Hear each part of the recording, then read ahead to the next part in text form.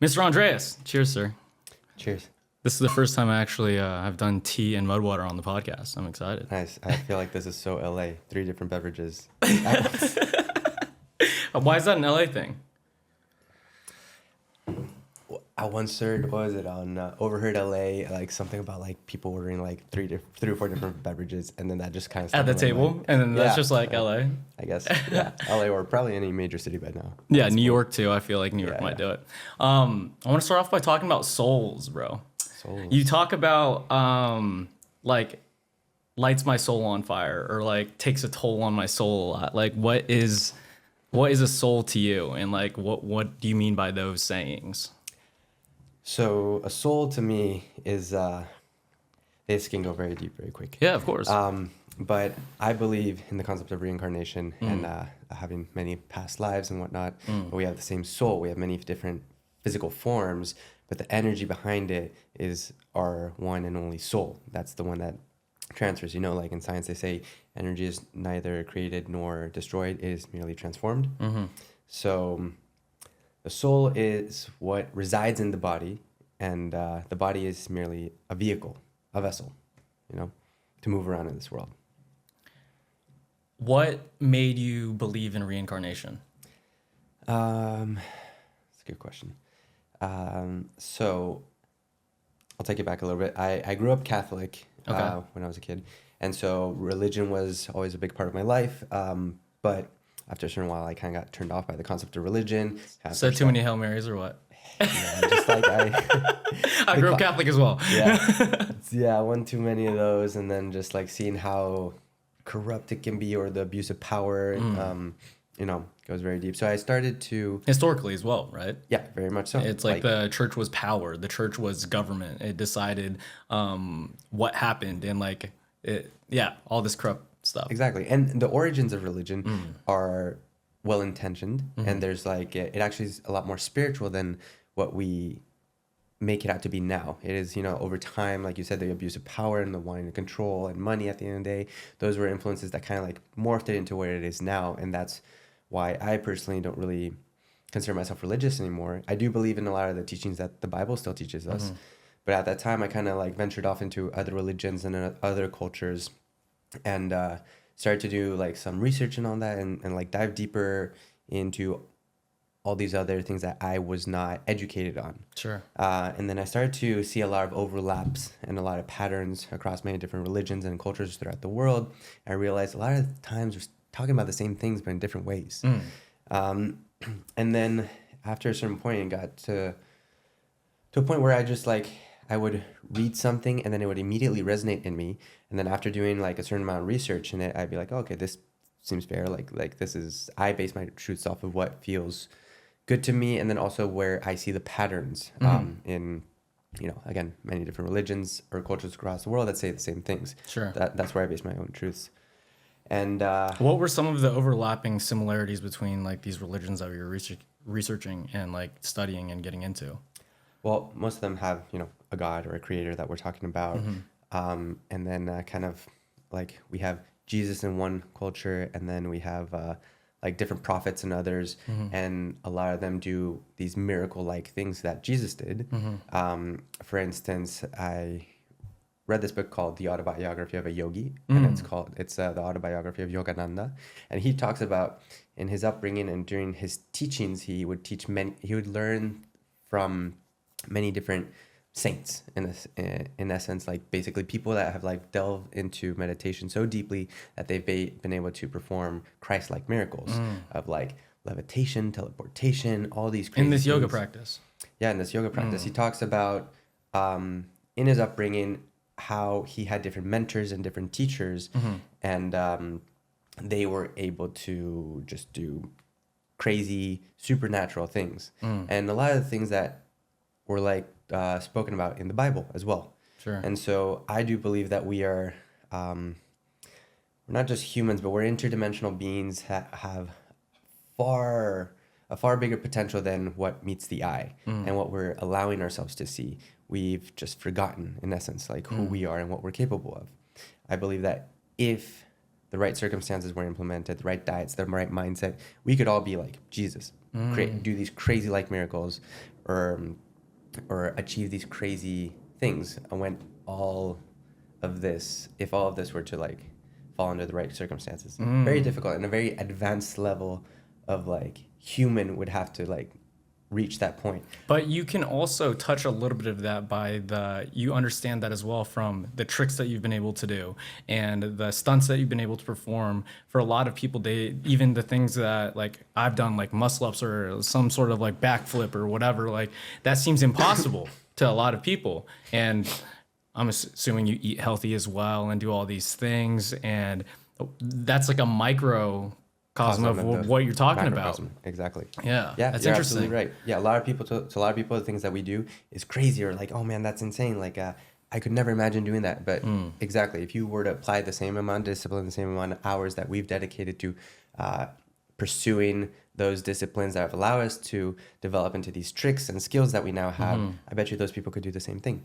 You know? That's so funny that it's not funny, but it's interesting how further you've taken that. You said that if even we were more disciplined than we already are now, per se, or in the right circumstances of even a different diet than we perceive as healthy, or etc., how much more you could have these superpowers.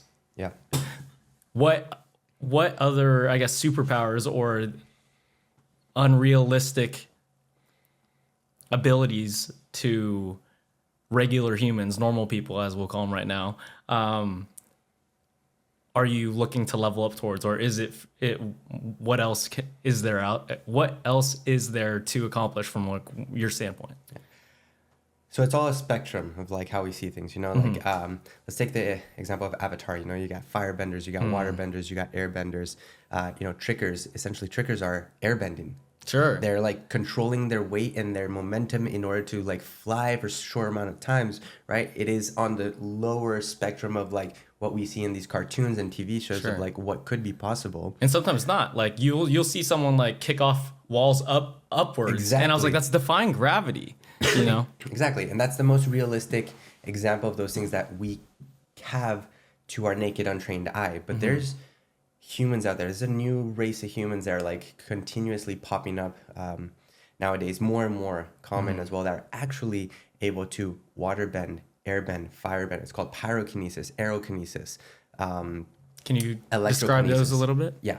So there's a pyrokinesis. Pyrokinesis is with fire. Pyro means fire. Kinesis is like the ability to control or influence that element. Energy. Yeah.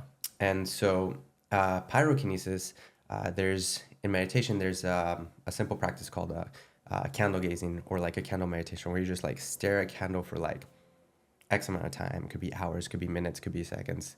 But the idea is to connect with the flame. And you've heard the saying that we're all one, we're all connected. Yeah. And it just really goes back to that. It's as simple as that, but it's very intricate and kind of hard to perceive or even understand and feel that. So what you do is like you connect with the wick of the flame. You connect with the fire, like you are like, I am the fire, I am the wick of the flame. And it's a very hard concept to grasp, because we're not this flame, you know, but we have to understand that everything's connected. But you are. Yeah, exactly. You are, but you're not. Sure. But anyways, there's people that can turn on and off the flame with their minds, or potentially sometimes they have like a maneuver that they connect with their hands, just to like have that like mind body connection. Have you seen this? Yes, I have a friend who, she doesn't really post much online or anything, but she's based in Costa Rica. She's sent me videos of her doing this. She's actually trained me a little bit in this as well. I've gotten to the point where I've been able to feel a little bit of the connection, like and the fire will like go in and out, like not super controllable. Like I can't do it on cue. Yeah. But I've had a lot of other experiences with electricity, and this kind of runs deep in my family. We always say that we had bad luck with electricity. My mom, my sister, and I, we'd always have like our phones that would glitch out. The Bluetooth doesn't work. Our new computers like freaking out for some reason. And a lot of people have this, and it's just your energy that's it's low to electric, and it's interfering with those frequencies. It's interfering with these devices. Yeah. And when we learn to control that, we're able to influence it in a more controlled way. But again, it takes discipline. It takes time, just like the discipline that we've had to develop the skills that we've developed in the physical realm. This one time I was walking with my sister and she was very stressed out. It was like a touchy subject that we were talking about. We were walking on the street and all of a sudden the street light just goes out like, bah! And I was like, dude, did you see that? Like, did you see what you just did? And then she looks up, she's like, oh, wow, did I just do that? And she could tell because she was like all rattled up and like her energy was very frantic and whatnot. So then I jokingly went like this. I was like, hey, watch this. So I charge up an energy ball like this. And like, I go, boom. And dude, the light goes on. No way. The light goes on. I tried to do that like 5-10 more times. Granted, it didn't work. But there's been multiple times where I've noticed a direct correlation between our energy fields and like how we're feeling and our connection to these elements. I'm wondering if, so do you know anything about the science of grounding, like the actual science behind it? So you discharge into the ground, and a lot of people don't discharge, right? Like if that's on a mountain, like I run like barefoot a lot in the mountains. Awesome. And I did a barefoot run yesterday on the beach, and a lot of people, they don't touch their barefoot onto the earth at all. And scientifically, your pH level in your blood cannot increase without discharging into the planet, into the ground.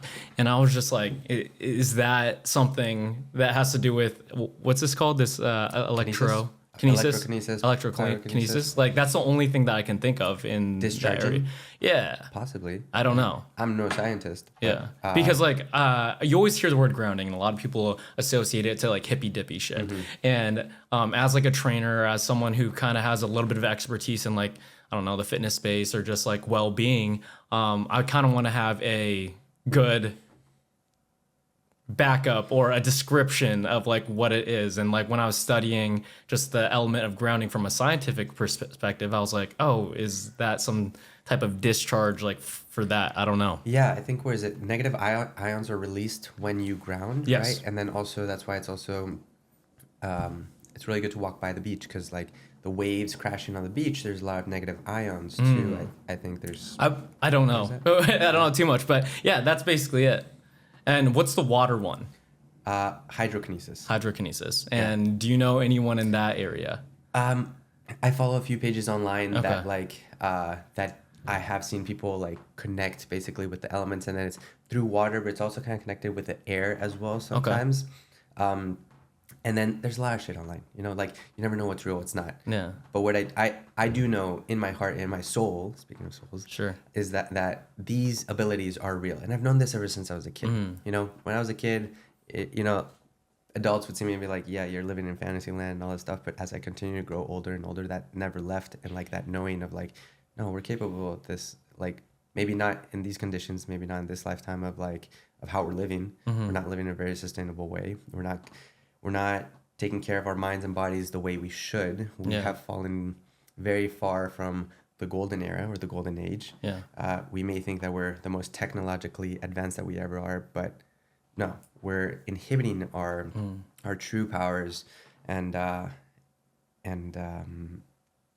yeah, but at the same time, a lot of people are waking up to this too. How can you be so confident in what you're saying? Because like I understand where you're coming from, and I definitely believe you based on your conviction. But like from my own perspective, I'm just like I don't know if any of it is true.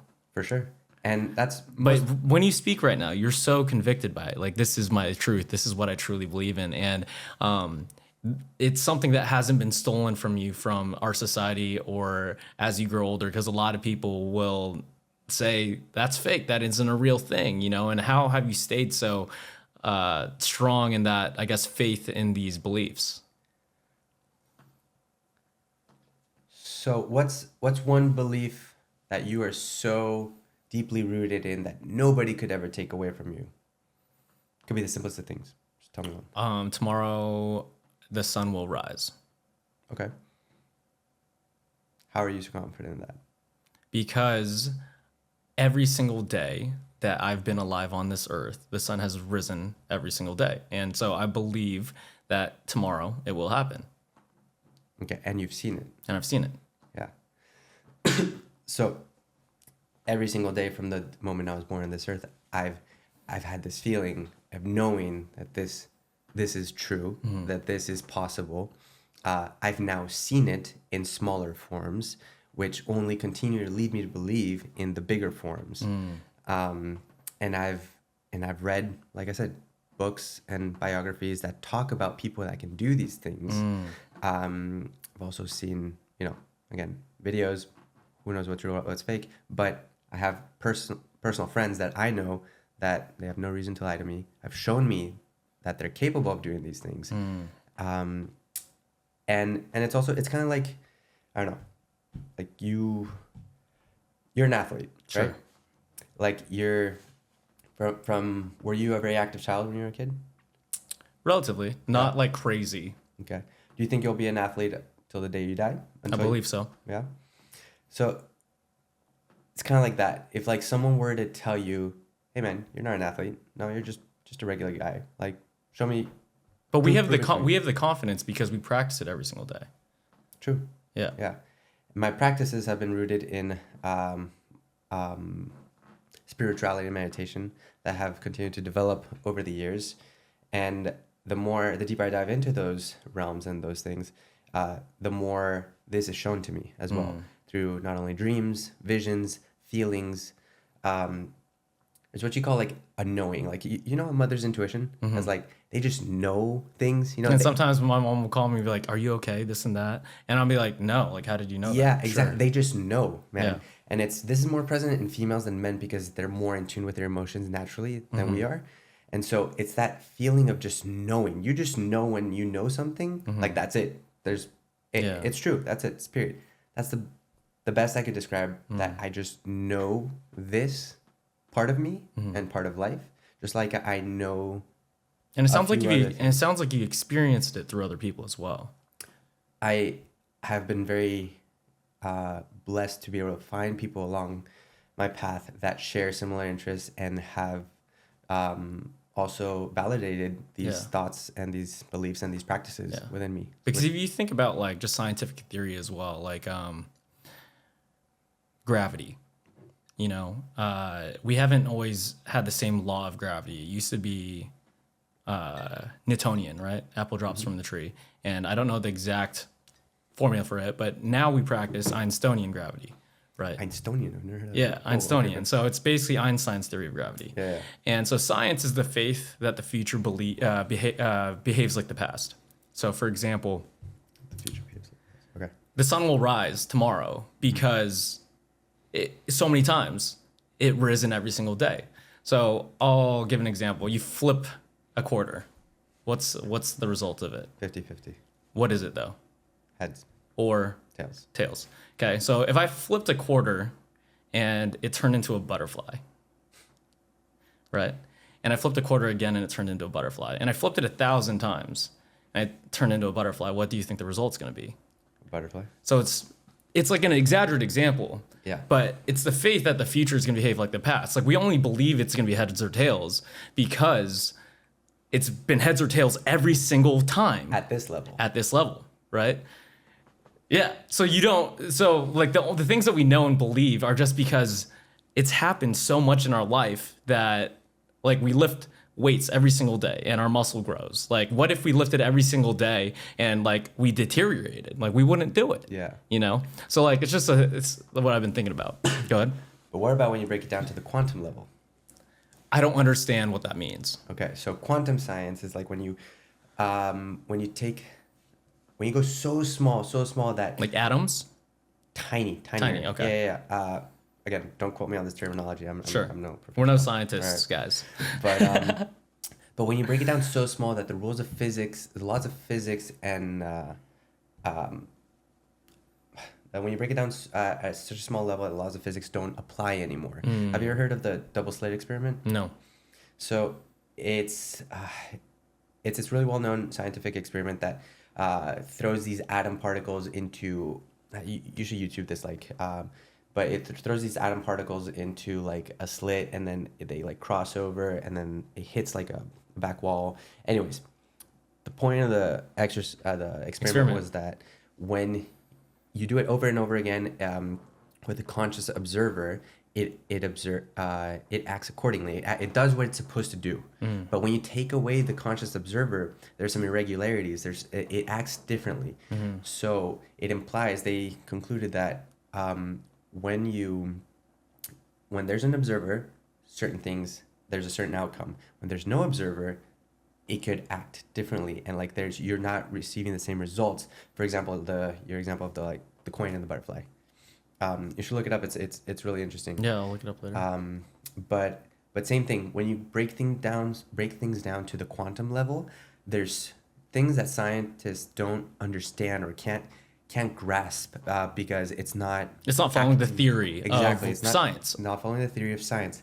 But now that they're starting to implement certain spiritual theories that are not backed in science, they're starting to understand Hard a science. little more. This Yes, is like exactly okay. hard science. But science is very data based, right? And quantifiable data. In spirituality, there's a lot of things that you can't quantify. You can't get this data, so it's very hard for scientists to back up certain theories. But lately, there's a new wave of thought of like now scientists are merging. Oh, the what ifs. Well, what if we do consider this theory that these spiritualists are talking about and see how that adds up on a quantum level where we can't figure this out. It's starting to enlighten scientists in certain areas, for example, of like the double slit experiment and other examples like these of how and why things are acting up in such way. Yeah. And I guess what I'm trying to say is at the end of the day, there's magic that we don't see that is still very present in our lives. Something as simple as energy, you know? Do you believe in energy? I believe so. Yeah. I don't. How would you define energy though? From my perspective, it's like you'll go into a room and you could feel the energy of other people in the sense of, are they happy? Are they bringing you down? Are they stealing your energy? Like there's people out there who like you walk into a room and they steal your energy. Exactly. You know. So how are you defining energy? Yeah, that's part of energy. Okay. 100%. You walk into a room, you immediately feel the energy. Yeah, or you go Is it a good outside. energy? There's Is it the bad? sun, right? And then you're getting energy from the sun. Yeah. Right. So I feel like it's a very loose term when people talk about energy. For sure. We have energies stored within our bodies. We have energies in AAA batteries. We have everything carries an energy. Even objects carry an energy. Like it's why they say it's good for you to move around, kind of like the feng shui of your apartment, like every now and then, and get rid of old things as well, because we store energy in these objects. And like even Also memories. memories too. Like you said, you walk into a building, say it's an old abandoned building, it was like a psych ward or something. You like feel that. it. You feel that energy because it's stored within the walls. It's stored within like the staircases. Energy stays, not just in people, but in objects as well. I like when I go to like an old comedy store, an old bar. We were talking about bartending, and you could feel like some history behind it. Like you feel that old bar that's probably had bar fights on it, or like a lot of spilled drinks, or like a lot of dates on here. You could feel it. You could feel it. Yeah. It's kind of like when you go to Europe as well. You feel the whole culture and the history that place has. It's much old. deeper, much Way, older yeah. than America, for example. Yeah. So where do you put your energy into, I guess, like these days? Speaking of energy. Yeah, speaking of energy, I guess like that was my transition for it, because you do a lot of things, dude.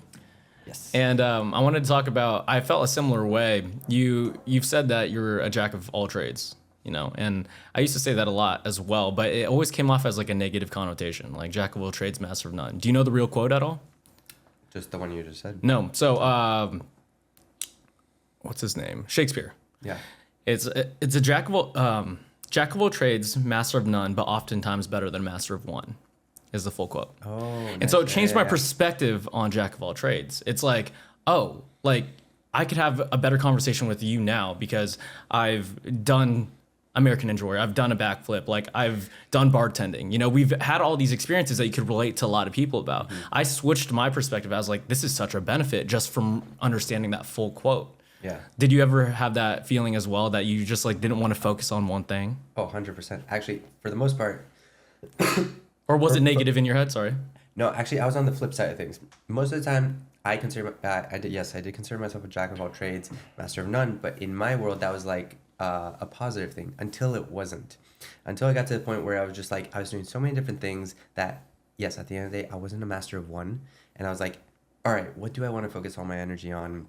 Because there's only so far I can get if I'm like pursuing 7 different things, you know?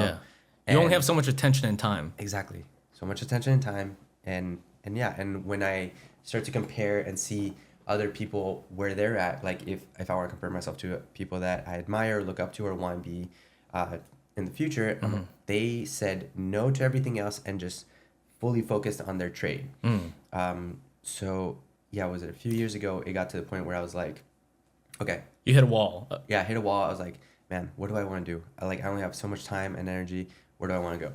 And stunts and acting have always been in the back of my mind. And I was like, you know what? If there's any time to do it, now's the time. Just going all in. Why is that? Stunts. Why is now the time? Well, first of all, not getting any younger. Sure. I live in LA. This is the place to be to do that. And I've always wanted to do it. It's truly like my passion. And it took me a while to get here to like fully understand that this is what I'm meant to do. Because of, I think part of me was just like scared to fail, and I wanted to like try all these other things. I was like, oh, it's not really my thing. Like whatever, like I'm so good at it, but like what if I just explore all these other things? But if you look at it objectively in terms of like success rate and like the chances of injury and like all this stuff, it might not be objectively like the best path for longevity. 100%. That's why right now I'm focusing on stunts, at doing as much stunts as I physically can. And it lights my soul on fire. Like, I love this shit. What does it do for you? And why do you love it? I love it because it's like, I feel like I'm a little kid playing again. And I think that's what life's all about, is like keeping that inner child alive and just playing. And if you can merge the work and play, you have a life you don't have to run from. You know, you don't live for the weekends, you live on the day to day. Every day can be a Friday. Every day is fun. Yeah. If everything that you do is enjoyable, even though it's hard work still. Exactly. Even though it's tough, even though it's still stimulating and you got to put a lot of time and effort into it, you enjoy it. Oh, yeah. And it's a win. That's the definition of success. 100%. You know? Yeah. In my opinion, at least. A lot of people think it's like a monetary amount, or it's a happiness thing. It's a happiness thing. Happiness thing, yeah. Yeah. The days where I feel the most fulfilled are when I'm coming home beat up, sweaty, tired, exhausted, but from working on set and just doing these things that I love. Like, I'll take this any day over a 9 to 5 or doing a job that I just don't care about. Do you know who Jesse Itzler is? No. So he's some businessman, a billionaire guy. He tells his kids, he holds up a sign, 0 left in the tank. Just like every single, I don't care if you win the race. I don't care if you get C's or B's or whatever it is. Just empty that tank out. At the end of the day, you could put your head on your pillow and be like, I gave it everything I have. Exactly. Yeah. So, what got you to this stunt area? Like, because obviously you've done so many things. Like, you're a personal assistant, right? Bartender. Like, what have you learned in, I guess, the corporate world that has helped you in, I guess, this artistic space? Well, I'll start by saying that ever since I was a kid, I've always wanted to be a stuntman. Like, I'd watch the superhero movies, and then I tell my mom, like, oh, I want to do that. I want to do that when I grow up. Like Spider-Man, Batman? Yeah, Spider-Man, Batman, all those movies. And then so she put me in gymnastics. First initially because I wanted to learn how to backflip and like do all the crazy stuff that they do in movies. So I did that. Also did martial arts, and that later transitioned to, you know, combining both and like doing the stuff that we do now. But your question was, having done all these other things, how has that led me to where I am now? Or how has it benefited you? Like, for example, for me, bartending, right? I talk to 1,000 people some nights, you know, like if it's a crazy 12, 13-hour shift, and you learn how to understand someone quickly. Like, we just talked about souls right from the beginning, and we got pretty deep pretty quickly. And I feel like that was a skill that I learned from behind a bar. You know, like all these other jobs that you've had, like how has it helped you become like a good stuntman? Because like if you look back, all the dots connect, right? Versus you don't know how if you're in the space of a personal assistant, or for me working behind a desk at a gym, and I'm just like, I hate this. Has nothing to do with like what I want to do, but like learning how to check out gym memberships and everything helps me run my business here now. Exactly. You know, yeah, 100%. It's all connected. So with personal assisting, I had 2 very unique experiences. One, and very yin and yang. One super awesome, beautiful experience. A boss that I absolutely loved and adored, and he was like a father to me. I was like, he considered me like a son, and one of the beautiful things about that job was that I learned how I how I wanted to treat people in the future. He taught me how to treat people, like a simple basic skill, which I already knew, but it was really nice to like see it in practice, you know? And then on the flip side, I had another experience where it was kind of like the Devil Wears Prada type of experience, where it's complete opposite, very toxic person. If you watch the movie, guys, it sounds like an awful experience. Yeah, if you guys have seen the movie, it's not fun. But yeah, it's a complete opposite experience. And even there, within like all the negativity and the toxic bullshit that was there, I learned how not to treat people, you know? So even in like tough circumstances or uncomfortable circumstances, like you said, there's always something you can pull from there that will later benefit you and help you to run your personal life, your business, and whatnot. So on one hand, I learned how I wanted to treat people, and on the other hand is how not to treat people. Yeah. For me, I feel like we live the same kind of life in the sense of we just do what we want to do and we kind of figure it out. Yeah. What was the tipping point of like, it wasn't guaranteed that you're going to be successful at stunt creating or doing like the Awakened Warrior Tribe or all these creative aspects that now we make a living off of, correct? Yeah.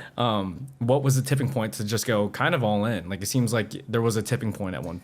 Yeah. The last job, the more toxic experience I had as a personal assistant, it got to the point where, you know, I was making the money I was looking to make at the time, and that was a big part of like what I was doing. Was like I was just pursuing the money. I wasn't pursuing my passions. I just wanted to make a shitload of money, and but it got to the point where it affected my happiness and my mental health, and I was like, no amount of money is worth my happiness. So I was like, and then also putting it into perspective of like, if I dedicate all this time that I've dedicated to someone else, if I put all that into myself and my business, there's no failing. The only time you fail is if you stop trying. So that was the tipping point once it actually affected my mental health. Because there is no way. Like, Yeah. you're helping this person grow so much at a rapid rate. Like, why can't you do it for yourself? Exactly. And if all these other people can do it, why can't you? Yeah. You know? There was I forgot one quote that I read that you said. It's like, I will trick, if you hang around with me long enough, I'll trick you into believing yourself. Yeah. Where does that positivity, that optimism come from? Dude, again, it was just kind of embedded in me as a kid. I was always a very positive person, like overly positive, and again, believing in superpowers and magic and all this stuff, and like very out there, you know, like, but at the same time, I am a very grounded individual, so I'm not like living in La La Land all the time. But those are like kind of the standards that I hold myself to. Yeah. Superhero standards, like what could be possible, and then when you bring it down to reality, you have like a much higher average than like what most people would see, you know. And most people are so deeply into this reality that their ceiling lies here in this reality.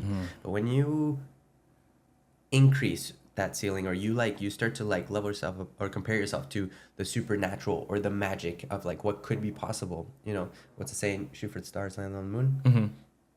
Same thing. So like you just level that up, and then you'll land higher than most people. Not where you're expecting, but you just keep on going higher and higher. And how have you created like this community? I feel like all your friends and the community that you have are all like-minded, are all similar in that aspect, and all have these like same view, want to say, superpowers.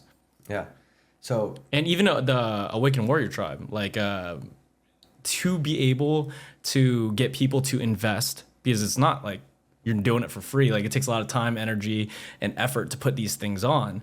Like, to curate that space and take people out of their day-to-day of regular work to go to a destination, to move and like be in nature, that takes a skill. That's a skill. That's something super cool that you've done, you know? Thank you, what would you credit that to? Or like, how did you do it? I think it comes back down to energy at the end of the day. Like attracts like. You know, we attract people and things that gravitate towards us. We resonate a certain frequency.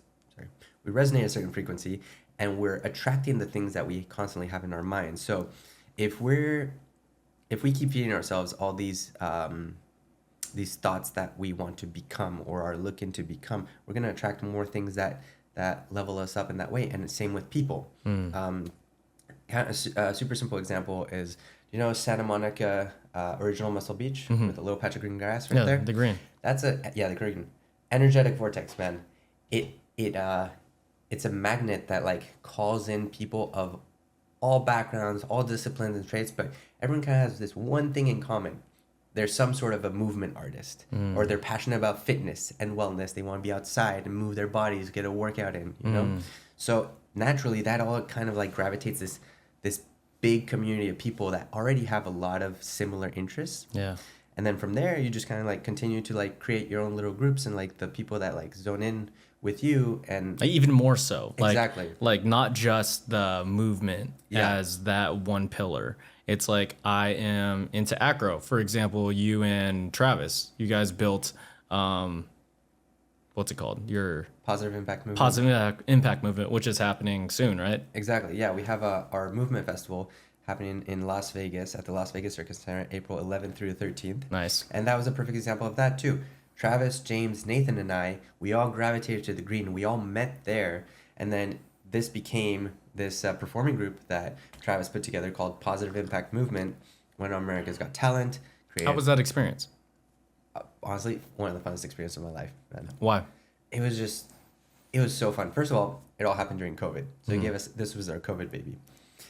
Second of all, just like the three guys I'm with, Travis, Nathan, and James, like All uber talented, by the way. super talented. Like, yes. Nathan's crazy flexible. James is crazy strong and really good at just a base for any type of human. And I don't know Travis too well, but like, I actually watched American Ninja Warrior growing up, and Yeah. that's how I saw him. He's a big ninja warrior. He did that Yeah. for 10 years. Yeah. Within the group, we all say that we all represent one of the elements. So James is the ground, earth element. Okay. Big base. I like that. You know, Nathan is water because he's so flexible and fluid. Travis is air because he's always in the air. He's the flyer. And then I'm the fire, the spicy Mexican. Do you describe it that way sometimes? That's exactly how we describe it. But it was, yeah, it's so cool. Like, we all consider ourselves brothers. We're not blood related, but we're definitely like soul brothers.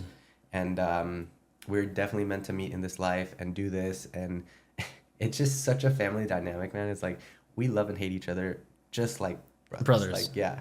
I love the aspect of energy that you were talking about in terms of like attracting these types of people around you. But like, for the listeners out there wanting to like attract their own community and are lost and like don't know how to find like their people, like, is there any like tangible skill sets that you could try to talk about that Yeah, just would help curate that? stay true to who you are. No matter what people tell you, no matter how weird they call you, the names doesn't matter. Stay true to who you are, and you'll resonate those people. What does that mean? It means if you have a deep passion for something, don't let that go. It was there. It was implemented there for a reason, you know. And when we're living in purpose and we're living to our fullest potential, we're doing the things that make us happy, and that falls within our passions. So if we're putting our passions aside for other people or to fit in, we're not gonna be happy. That's just it's not gonna work out for you. Yeah. And I think one of the things that social media has taught us nowadays, like, the more authentic you are, the more people resonate. Even if they don't like the things that you talk about, you can tell when someone's being authentic online compared to someone's being fake or just doing the things for like views or follows or whatever, you know. They can tell. Authenticity. Authenticity. Yeah, just stay true to who you are and what you love. There's one pillar that I think it was on your Awakened Warrior Tribe, that my word is my wand and I use it wisely. What does that mean? It means that our words are so powerful, man. Like, they're literally spells that we cast into the world, which is why we call it spelling, you know. Just like magic, Harry Potter, Lord of the Rings, all this stuff. There's actual spells that we do, and when we use our word, we should not neglect the power behind these words. A simple trick that I like to do is, like, whenever I'm sick, I never say that I'm sick. No matter how stupid that sounds. Like, if I'm sick, yes, I'm sick. I just got sick last week, actually. I got sick. Like, I'm not negating the fact that I am ill, but I'm avoiding using that terminology just to not give it power over me. Because the people who give the sickness power too, they end up being sick for a long period of time. Exactly. Or get even sicker. And even if you don't believe it, dude, I'll be lying in bed, like, coughing my lungs out. I'll be like, how are you feeling? Great. Great. Yeah. Obviously, no, you're not stupid. Yeah, you can tell that person's sick, but those little things. And also, kind of whenever you're... Let's get up a little bit. Sorry. And also, kind of whenever you're doing something, we're very used to saying, oh, I'm trying to do this, I'm trying to do that. But trying implements that there is a little bit of doubt within you, or there's a possibility of failure, right? If you're trying to do something, you haven't convinced yourself that you're gonna do it. And so say I'm building this business. I'm trying to build this business. Like, okay, there's a possibility of failure and you might give up and it might not work out. The only time it won't work out is if you quit. So I'm building this business no matter what. If it's in 1 year, if it's in 5 years, if it's in 20 years, I'm doing it. You know, so those little tweaks, removing the self-doubt within you is so powerful. What's the saying? There's a saying that says, do not speak ill of yourself, for the warrior within you is lessened by it. So whenever you talk negatively about yourself, even if it's jokingly or something, some sort of self-deprecating humor, it kind of chips away at your self-confidence, even if it's a joke.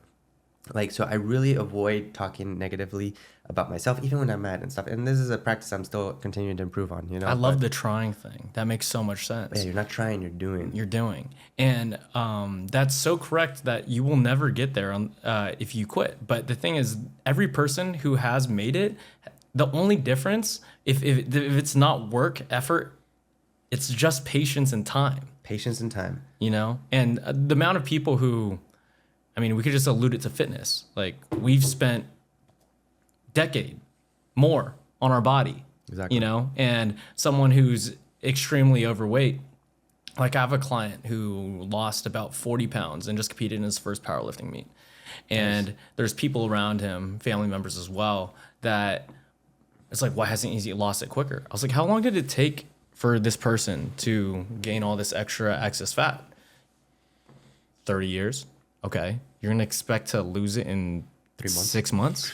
Yeah. No, you know, and like, it's just, it frustrates me sometimes with like building businesses or like this and that. Like, why hasn't this picked up? You know, it's false. You're setting the bar so high that you don't want the person to, the person doesn't even want to jump sometimes. You know what I'm talking about? 100%. How have you been able to stay patient in building all these things, all these businesses, all these creative acts? Oh man, it's hard sometimes, you know, like especially in the world that we live in. It's so much competition and like saturation of the market. There's days, I'm not gonna lie, it can get to me too. And then you have a bad day and we're like, fuck, when is this shit gonna hit? You know? But at the end of the day, I think it comes down to faith, man. Faith in myself and faith in God. Like, just know that God always has my back. The universe has my back. And I've never lacked.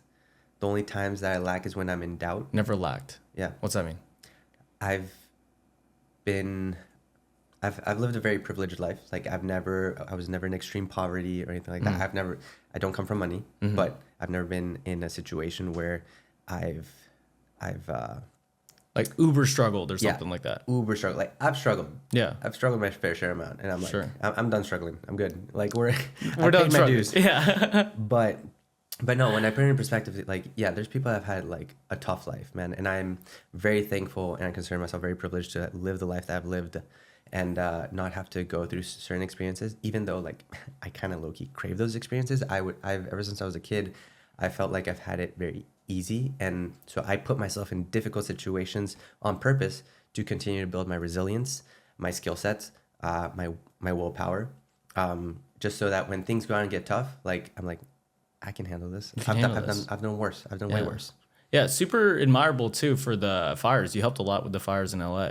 Thank you, man. Yeah. You know, is that similar to what you're talking about? Like, you didn't need to do that. That was more of an act of service. Of like, when shit hits the ground, like shit hits a fan, I have this natural innate desire to like want to help people. Yeah. And it comes from an altruistic point. It's not like any sort of like, it doesn't come from an egotistical point of view of like, oh, let me go and do this because I want to like brag about doing this shit. Like, no, it just, and like it was seen authentically. Yeah. Because there's a lot of people with the fires like, look at me buying these things, I'm helping these people type of deal. And I didn't get that at all from like your stuff. Yeah, no, man. And it's like, and even in those moments, I feel like I want to do more. I can do more.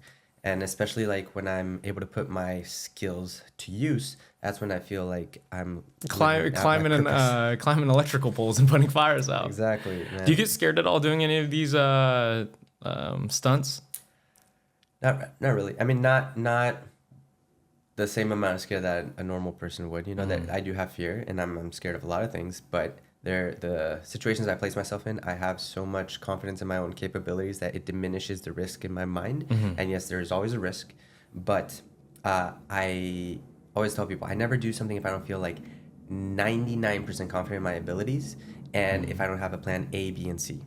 Okay. Say like if I'm climbing a building or something, like, oh, this climb seems relatively easy, especially if it's like the higher it gets, like I need to feel very confident in the climb in order to do that, because it is a high risk. If I fall, I die. Yeah. You What's know? the process of that? So for example, like you've done a lot of Spider-Man stuff, like swinging around like objects from a high elevated buildings. Yeah. And there's like rope holding you, you know? So you have to be, people will see it and like, that's cool. But me looking at it analytically, it's like, this dude has to understand knots. He has to understand leverage of where to put certain knots and how to do all these other things. And there's a lot of skills within this macro skill of just being in a Spider-Man suit swinging from one side to the other. Yeah. You know? So like, what's the whole process of like stunt work? It could be that one. You could give me an example of that, but just like in general, like what's the breakdown of everything? And I was lucky enough to be on set with you at a buddy's gig of mine recently. And you planned all that stuff out as well, because a lot of people who consume this type of content, let's say media or music videos, they don't see the behind the scenes. They don't see the work and effort and imagination to put it all together. Yeah. So for all that stuff, like there's definitely the safety precautions you have to take. You got to make sure you're using proper gear, gear like that's not expired or old or like. So you check all the gear. Check all the gear, of course. And as soon as like there's a rip or a tear or something in one of my gear that like that can make it any level of like dangerous, like get rid of it, get new gear. But yeah, you definitely have to know, the safeties behind all that and make sure, because first it starts with yourself. You're putting yourself at risk, so you don't want to die. You want to make sure that the rope is solid, the knots are solid, and whatever you're like rigging it to is also solid. It's not going to break on you. So once all that checks out, even there, like I'm still playing plan B. If something were to go wrong, if the slightest thing were to go, what do I do? Do I feel comfortable falling, jumping from this height? Most likely, yes. If not, I would not be doing this. Where would I go? Like, what are my options and stuff? And so on and so forth.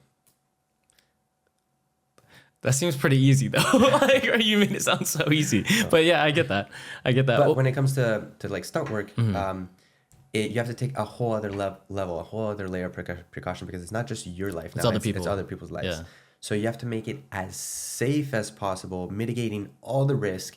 And really, like the stunt work that I do, at least for other people, like it's like not even half of the stuff or a quarter of the stuff that I would put myself in. Like I make it super, super. Wait, you said it's not. So if like say if someone else is doing like the job that we were on, I was stunt coordinating there, and I had other people do the stunts for us. It's not me. So I want to make damn sure that their risk is like a quarter of the risk that I would ever put myself in. So it's less riskier. Less riskier. Because everything is so much more safe. So you're a lot more confident in it. Exactly. Okay. Because some people might not have the skill set that you have. 100%. And you cannot like assume that even if you were capable of doing that person would do the same thing. How are you're coming up with all these stunt choreography by yourself, correct? Yeah. What's the process in your brain of like which punch to throw or kick or how they roll or like using what weapons? I feel like it's an art in itself for that. Yeah. So I base it a lot off of like reality. Like what would I do in that situation if I was placed there? What would my first initial instinct be?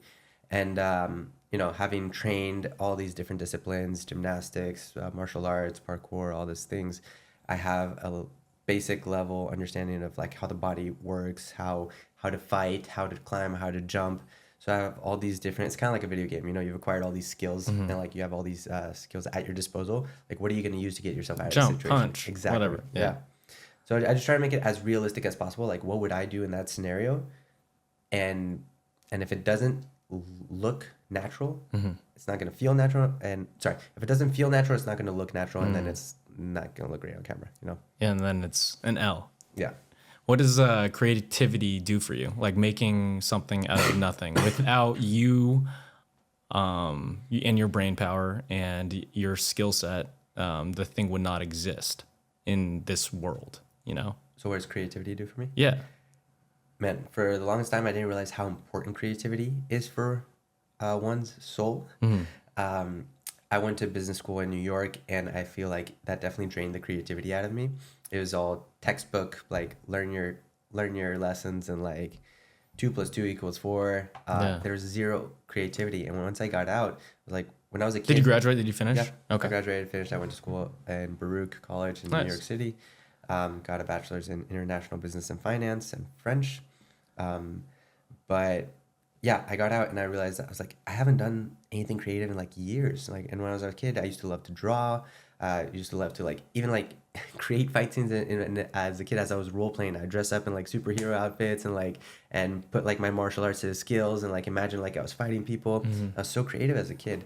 And then I realized like growing up, like adulthood and all this stuff, it kind of like drains the creativity out of you. Not necessarily drains. I feel like you just didn't spend your time on it because all these other tasks of school and like the jobs that people tell you to get takes up that time and attention. Yeah, but then it also becomes a practice, you know? Like nowadays, the world we live in, it's very creative, thankfully. I feel like our world, especially like in Los Angeles with the people we surround ourselves with, it's so normal. Like I go home and I talk to like friends who have like regular jobs and stuff. They're like, that's so cool, Yeah, you know? yeah. Like, and I'm just like, that's our normal though. I'm like, is it? I was like, I feel like everyone does this. But then you realize we kind of live in a bubble. For sure. 2 C words that I've always underestimated the power: creativity and community. I think mostly because I've always been around those things, and I never really realized how important it was until it was stripped away from me. And so yeah, creativity is super important for the day-to-day, for everyone. Everyone needs some sort of creative outlet. And then community as well. Like that's the root of our happiness. Like there's been studies that have been done of like on people's happiness, and like what they've gathered from it is that their happiness, there's a direct correlation between their happiness and how many healthy relationships they have. And that falls within your community, you know, like friends, family, loved ones. And we're meant to be in communities. As humans, we're not supposed to be in isolation. We're not supposed to like live these individualistic lives. We're meant to create together. We're meant to go out and adventure together. We're meant to just be together in larger groups of communities. Yeah, there's a reason why like when you do something bad in jail, they put you in isolation in a room with no light and no people, and you don't get to talk to anybody. Like I feel like if you locked me in my room for a couple of days with no human interaction, I'd go crazy as well. Like, and it's quick. Yeah. And it's quick. You don't realize how much that community, that ability to have connection with people does for your well-being. 100%. However, isolation in the right environment can also be very beneficial. Give me an example. For example, in order to get to know oneself, we have to be silent and still. So basic, simple concept of meditation. The more someone sits in stillness, the more someone feels comfortable in stillness without all these stimulation, the music, the TV, the phones, all these things, the more you can kind of like hear and feel yourself. What's your meditation process? Literally just, I sit in a meditative position, spine upright, close my eyes, and just start to breathe in through the nose, out through the mouth. I go through certain visualization techniques, but essentially at the end of the day, the goal is to feel comfortable being just in silence. And for a lot of people, that can be very uncomfortable. And these last few months, I've been very embedded in like my business and doing and very in this 3D.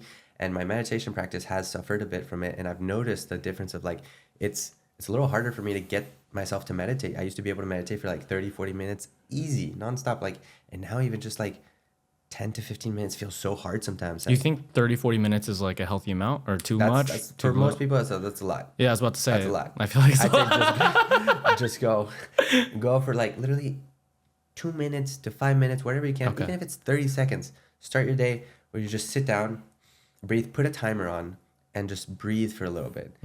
There's so many awesome like guided meditations out there. I mean, I'd be happy to like guide anyone in a meditation as well, because one of the things I've noticed is like I'm also kind of like fed up, as spiritual as I am, like I'm kind of fed up with the hippy dippy community. It's like oh yes, like breathe into gratitude, open up your chakras and this and that. I'm like, I hear you and I agree with all the things you're saying, but you can also talk to us like regular people, you know.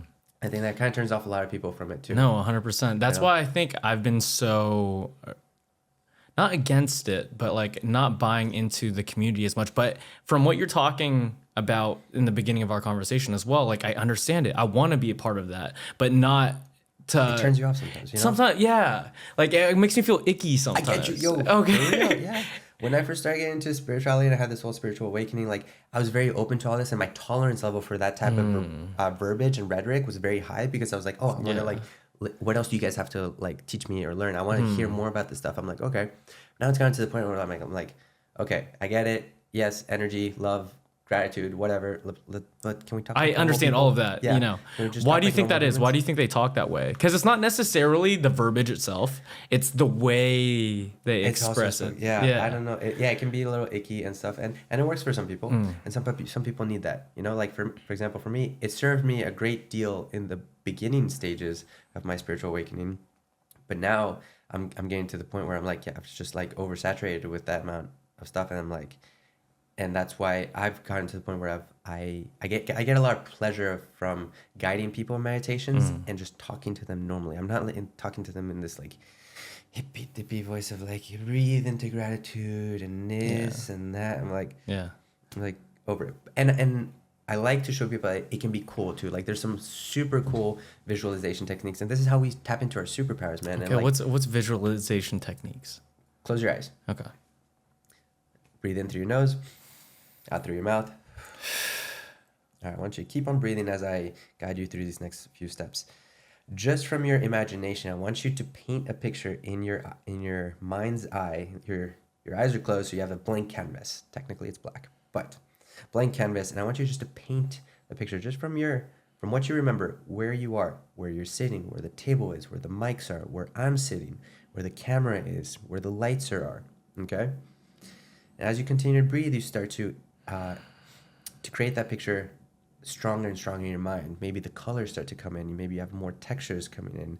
You also, this is a little difficult with the headphones on, but usually you'll be able to hear the sound bounce in different waves, and you'll also hear the outdoor sounds, the downstairs sounds, the inside sounds, and you kind of use it like sonar, you know, or like bats, like how they're able to see in the dark.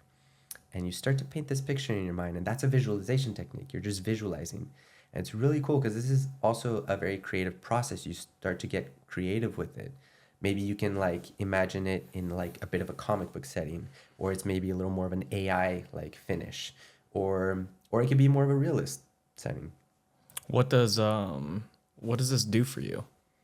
This works on your third eye. So when our eyes are closed, we're able to activate our third eye, which is the pineal gland right between both of our eyes. And for a lot of us, this skill or this third eye is calcified. It's kind of like, and you can open up your eyes now if you want. It's kind of like Avatar when he was like stuck in the ice, you know, calcified.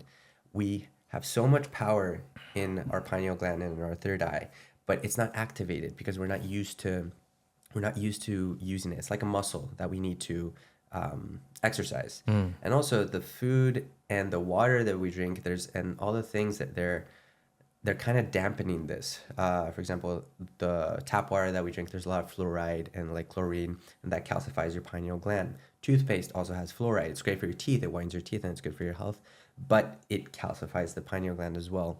So a lot of these things, it's calcifying it. And the goal is to decalcify it through exercises like so, and then just being mindful of the foods and the water that we ingest. So that's good to like drink filtered water and whatnot. Sorry, what does how do you say it?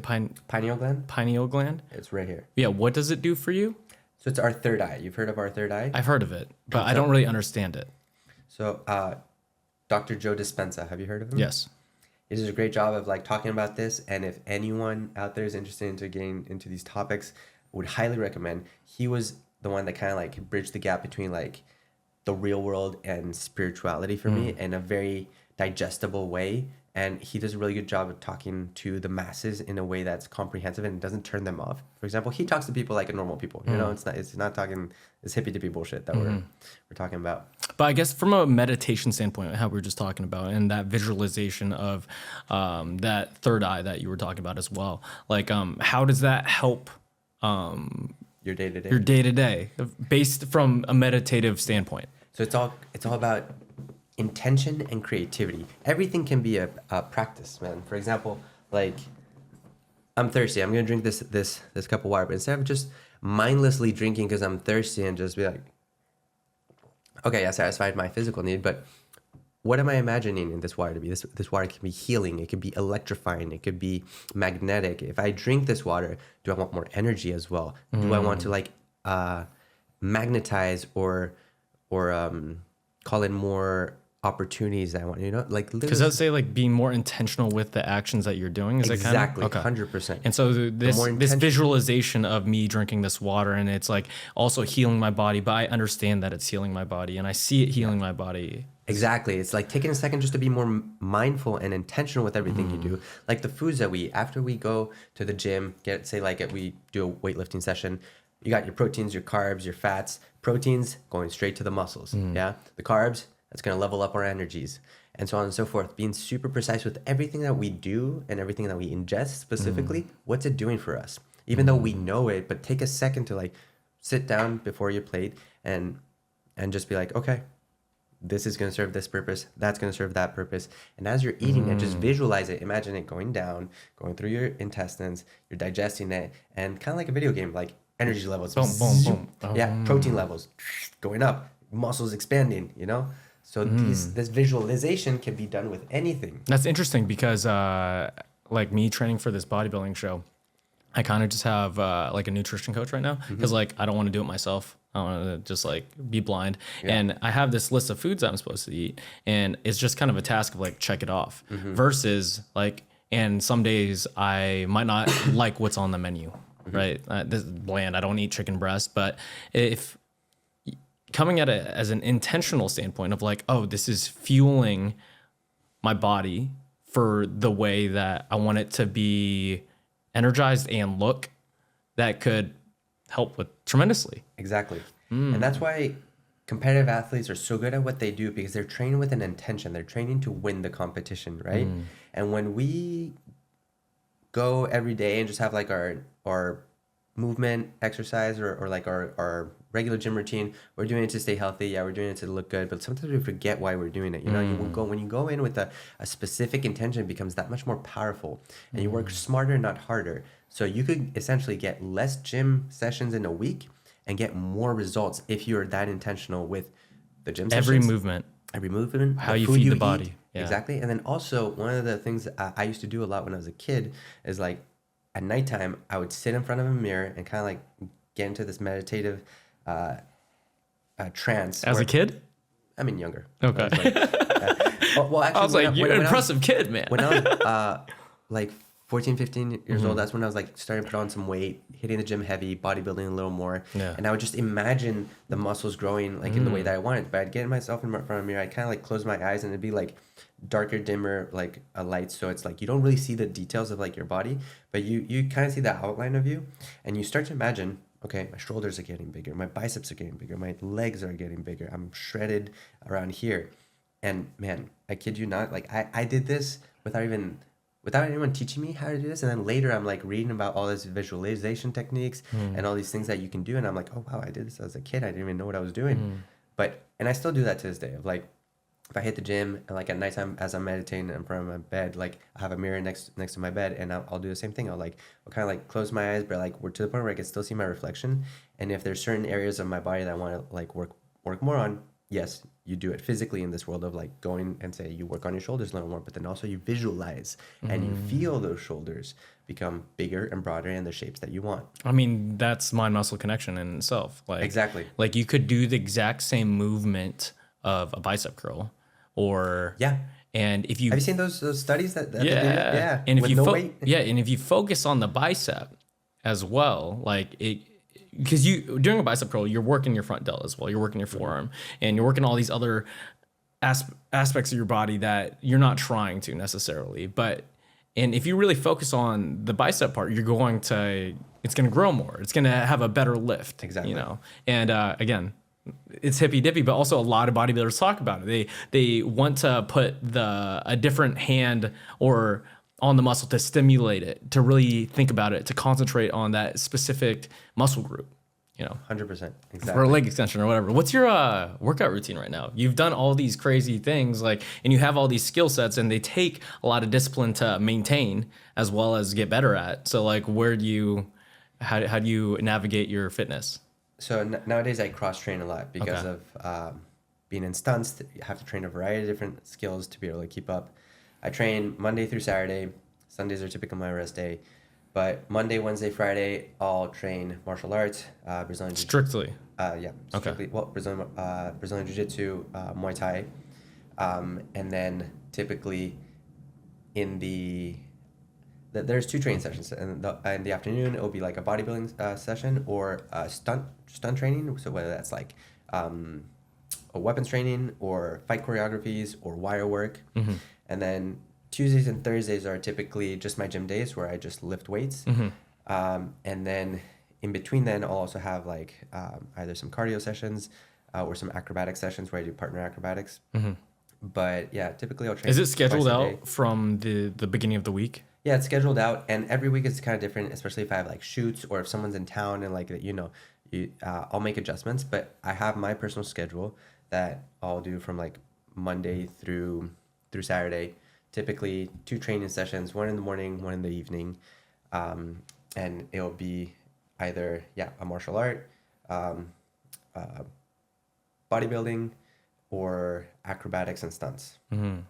How do you decide which ones to choose per week? Well, my martial arts gym, they have a certain They have everything at this one gym. no, they have jiu-jitsu and Muay Thai at this one gym. What is it? It's called Uprise MMA. Okay. And that I'll do Monday, Wednesday, Friday. So that's my set schedule. And then Tuesdays, Thursdays, I'll go to my own gym that I'll go to. I'll go to like LA Fitness or like Parody, so CrossFit and lift weights.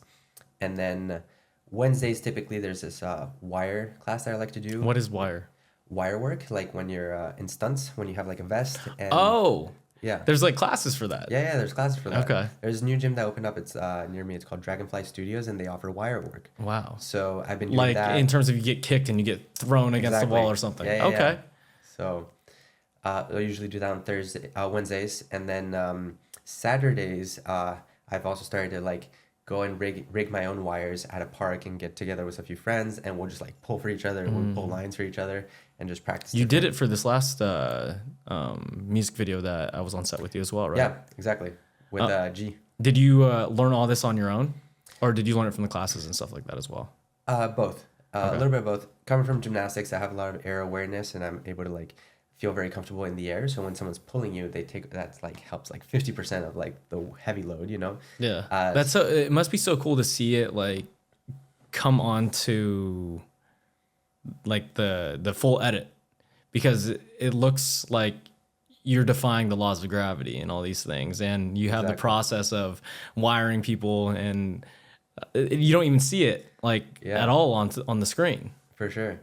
But then there's also my rock climbing experience that that taught me how to rig and make knots for safety. Yeah. And then of course going to these wire classes as well. Like they teach you proper wire techniques. Yeah. Rock climbing's intense. Yeah. Rock climbing's intense. Have you ever watched like Free Solo and all Alchemist? Uh-huh. Like these people seem like they have no fear. Yeah.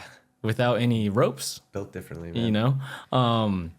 You train ninja at all anymore? Not anymore. There was when I first got to LA, I was very much in that world. I was training for American Ninja Warrior, and then started to become like an obstacle tester for that show. A friend of mine tested with you, Jason Grossman. Oh yeah. Nice. Yeah, I literally just trained him before we worked out right before the podcast. Nice. He was like, "Tell him what's up."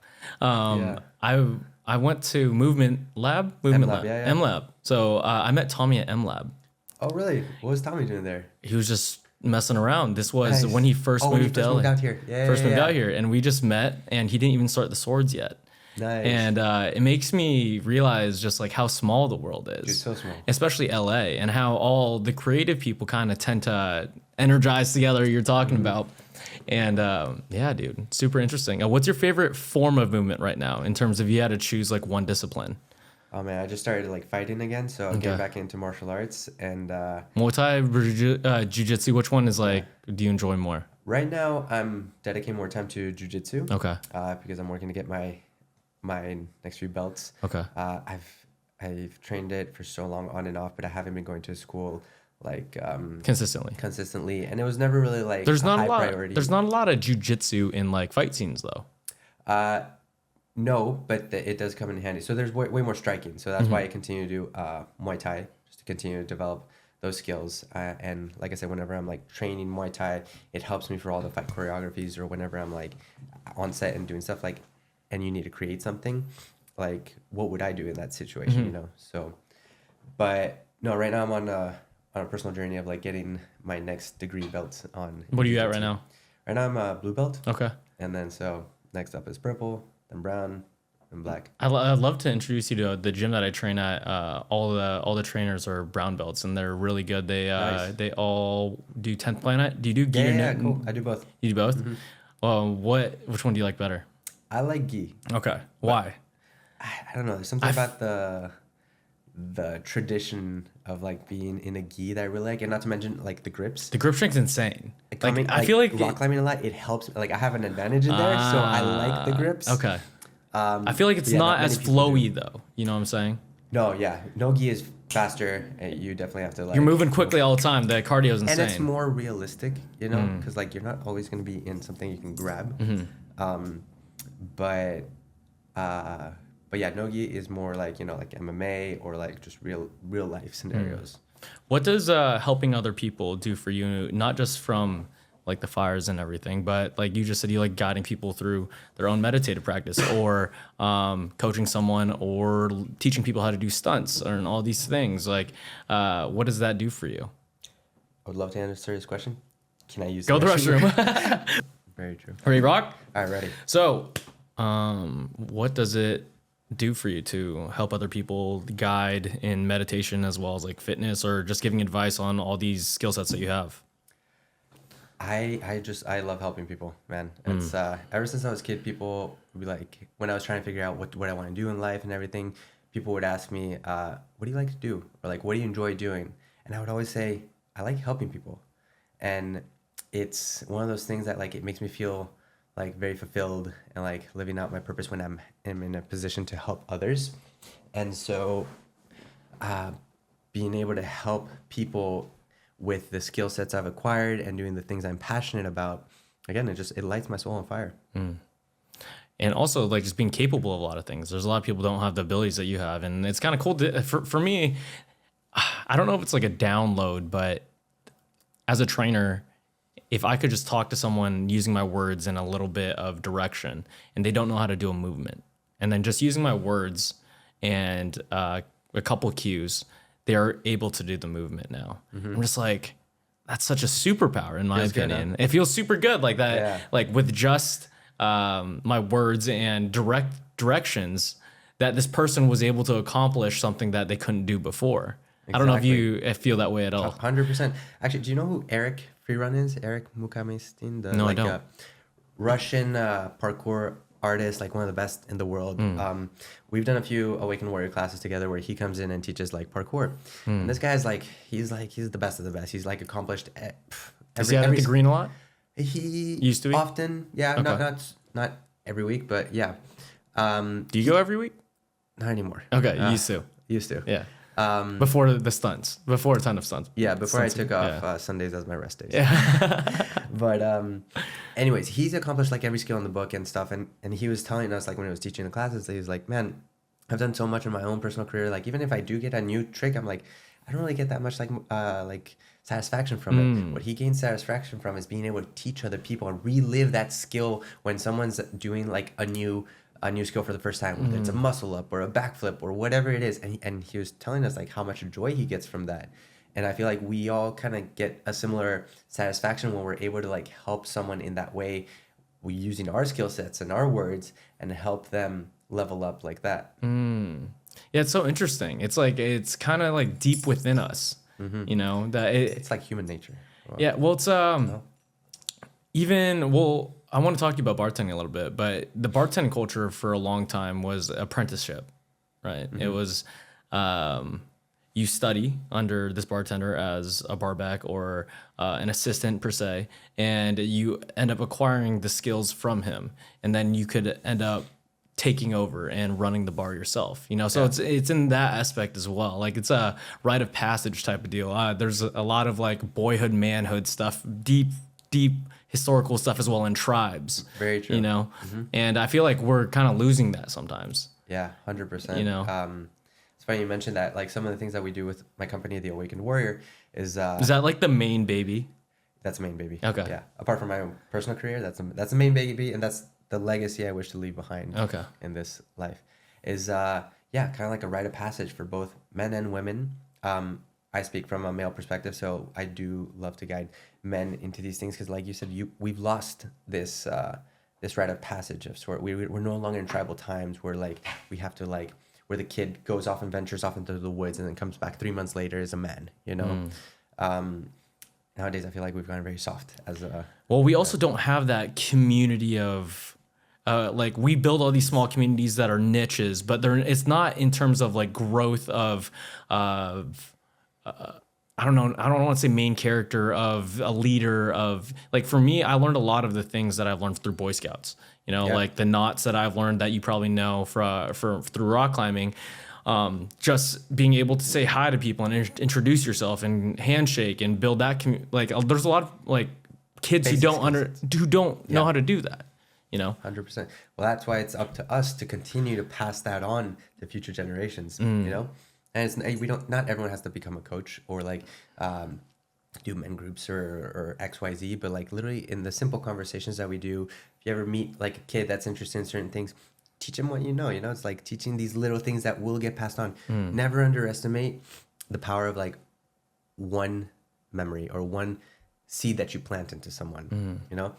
Yeah, and it's similar to the coaching. I coached this one kid since he was 15 and maybe 14, and he's 20, about to be 21 pretty soon. And I've seen him like get his first kiss and build some muscle and like fail a lot and learn these things that we've gone through as young men as well. You know, so we could actually help navigate this young boy to be more confident, to achieve certain things, you know? And it's super cool because like there's a lot of people who don't do that. For sure. And there's a lot of lost guys out there too, especially in today's world, you know. I wanted to bring up your Valentine's post about being a gentleman. I'm going to read something basically, and it really spoke to me too. I want to know where you're like coming from it and the traditional roles as well. So Andreas wrote on Valentine's Day, to be a gentleman means to lead with honor, integrity, and respect. It's not about control or domination. It's about taking responsibility. A true gentleman takes charge in a way that creates safety and stability for those around him, particularly for the woman he loves. A man's true strength lies in his ability to listen to the feminine. What does that mean? Which part? All of it. The whole thing. Yeah, so it's... Because... the aspect of the gentleman too, I went on a date recently and I opened up the car door for the girl. And at the end of the night, she was like, I really appreciate that. I don't think I've had a man open the door for me for like 5 years, you know? And I was like, what? Like, that was really like mind blowing to me. I was like, how is that? Like, that's how I was taught, you know, like as a kid. And to have like this like grown woman say that I'm just like, what?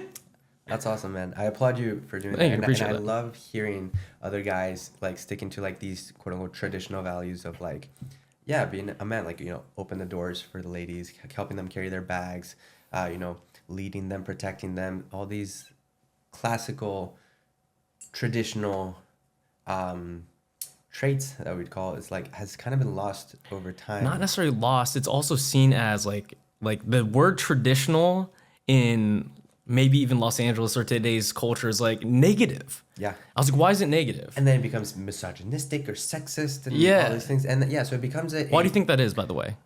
Because there's been... Scoot up a little bit, sorry. Over time, I think there's been a war on masculinity from many different perspectives. Let's take it back. This is going too deep. Okay, so with the rise of femininity and women empowerment, which is awesome, like, and I am all for equality. You know, like, women should have the same rights as men. Like, let's leave that on the table. Equal opportunity. Equal opportunity, yes. But at the end of the day, we're built differently, you know? It's not equal, like 50-50, and that's okay. What's powerful is when we lean into what we're built for, what we're good at, and what we're meant to do. I'll pause real quick in terms of, everyone isn't built correctly. Like, you don't want someone to do a surgery on you who's not qualified, you know? Exactly. Or doesn't have the IQ to be able to do that. I just wanted to pause there. It's not just man and woman. It's every human being. 100%. It isn't like 50-50 in everything. Yeah. And then even, for example, like the Navy SEALs, there's a time to lead and there's a time to follow. There is a team captain, you know, and they will most likely lead everyone throughout the majority of the parts. But then there's sometimes where someone else has to take the lead, and that's like their area of expertise, and everyone knows to follow. They're not fighting over power like, oh, I'm you know, this ego pride bullshit. It's not about that. It's about having the whole team operate as one, you know, and the whole team win. Exactly. So again, going back to like traditional men and female roles, there's a war on masculinity. Basically, the people, say the Illuminati or the people in charge and stuff, like, they want weak men in society, because the weaker the men, the weaker the society. If we don't have men to lead us, strong men to lead us, then we become easily manipulated. So there's a lot of different things, from like the foods that we're eating and the waters that we're drinking, that have been like constructed to weaken men. And do you think it's like, do you think that's by chance, or do you think that's like intentional? I think it's intentional. You think it's intentional? I think it's intentional. Okay. It's intentional, and then it's also like a bigger part of like the natural cycle of like, we were like, say like 20, 30 years ago, we were living in a time where it was very restrictive for women, and that was not fair either. You know, we were very traditional and like much more strict in like certain ways, and again, perhaps a little more racist, a lot more misogynistic. And then the pendulum kind of swung into this area of like, oh, we're a lot more open and like welcoming, like, and you know, gays, LGBT, anyone can be anything they want, and that's cool. It kind of like tipped the scales to have a little more of a balance. Women finally had like a voice, and like we're finally respecting them like legally, and they're able to do the things that they should have been able professionally to do for ages, that they should have. But now it's gone to the point where it's like we've gone so far left and like a little too feminine, in my opinion, as a society as a whole. Both like, you have very masculine women and very feminine men. And I believe that men could be like every man's slightly feminine. Oh, 100%. There's your feminine and your masculine. We all of have your personality. Masculine and feminine within us. Yeah. And even say men that negate their own feminine, those are also weak men, in my opinion. A strong man is not afraid of his feminine side, and is able to leverage his feminine side in moments of decision making, of listening to your intuition, for example, or even to be able to like have the knowledge and wisdom and courage to listen to the women in his life that are guiding him out of like pure love and just like and devotion. And being able to put his pride and ego aside and being able to listen, because kind of what we were talking about, like a woman's intuition is stronger than a male's intuition typically. In the beginning. Yeah. That's also part of the man's job, is to be able to listen to his female counterpart, whether it's a romantic person, or even your mother, or like a sister, someone that truly cares and loves for you, or inner, because the inside, the feminine, is what receives, and that natural intuitive ability. Masculine is very doing, acting, protective, you know. The female is more receiving and kind of like in flow and feeling into the subtle energetics of it. Like when we walk into a room and you feel the energies there, you're tapping into your feminine side, because you're able to feel things. Our left side is feminine, magnetic. Our right side is electric and masculine. Like physical? Physical. Okay. Scientific. proven. Look it up.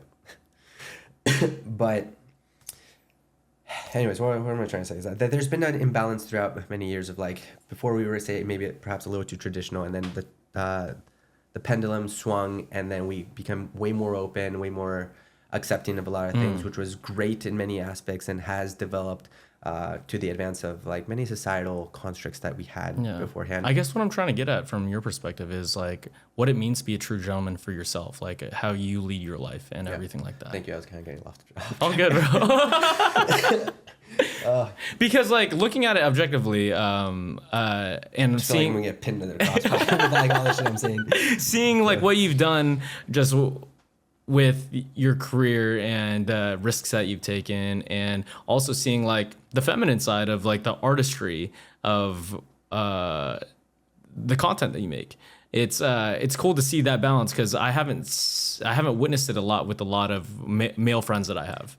Yeah, so that's why it's so intriguing to me. You know, for sure. I do pride myself on being a healthy masculine figure. I've had both like toxic masculine figures in my life, and then also just very feminine masculine figures, which I also don't fuck with either of them. I like to pride myself on being a healthy middle ground of being a healthy masculine, of like being a badass gentleman that leads, protects, isn't afraid to throw down when needs to, and protect the people he loves, but then also being in touch with his emotions and not suppressing feelings, and being able to lean into the subtle energetics of things as well. That's where the magic really happens.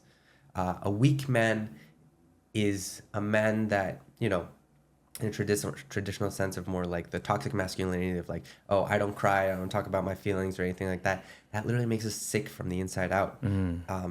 It's like my father, he came from the generation that they don't talk about their feelings, and they're taught to be like to man up, you know, and like and be strong for the household. And he did that for a very long time, to the point where it literally made him sick. He suppressed so many feelings that he had a tumor grow in the back of his eye. And like that was, yeah, of course we have like all the like scientific like data and shit that happened. But when I put him in contact with a therapist, he told me like he is suppressing so many feelings that he hasn't told anyone about. And that's literally what made him sick.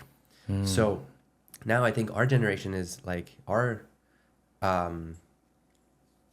mission is to find a balance between those two generations, you know, of like what our parents were taught, and then also the future generations that are like now maybe a little too fluid. My father's very similar. Like I've never really heard him talk about emotions ever. Exactly. Still, you know, and for me too, like I thought there was something wrong with me. I didn't cry for a very long time, and the first time I cried recently was an ultra marathon, and at the end of it I just wouldn't stop crying. So I don't know if it was, obviously it's physical as well, but I released all these emotions from like this physical task that I've never like felt before. And I don't know if it, for advice to like younger men to do something so hard that like these emotions have to be released, I don't know what the answer is for that, because there's not really a rule book or a guideline to follow to be able to accomplish what you're talking about right now. Go do ayahuasca. I bet you're not kidding. No, I'm not kidding. Yeah. I've been wanting to do it. Like, has it done a lot for you?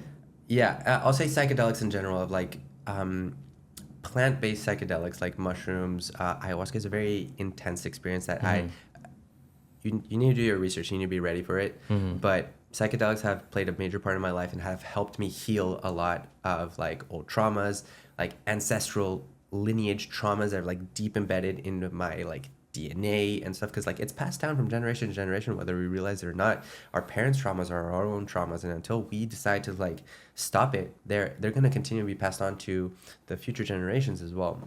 So psychedelics have allowed me to do a lot of introspective work and continue to explore the mind and see what's possible, and also kind of ties into like the whole superpower things. Like it really shows me the power of energy behind us, of like there's Reiki, there's so much energy between anything, and like the psychedelics kind of like take the veil off, and it allows you to see past the curtain and past this physical 3-dimensional form, and there's so many layers to it, and it's all connected. And so all these Can you give me an example of like what you've seen under this veil?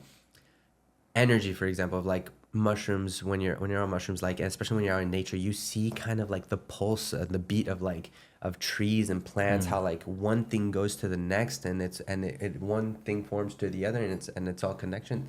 There's like energy going through these walls into here, down on the to the ground, into the table, into this microphone. You got literally electricity, boom, voice into here. I've experienced that with mushrooms. I've done mushrooms before, but not ayahuasca. There's have you ever tried running on mushrooms? Like microdose. Okay. Yeah. Like I've done like a full dose, like run. at night, like sweet start at 11 p.m. Wow, nice. and do it without a light. Ooh.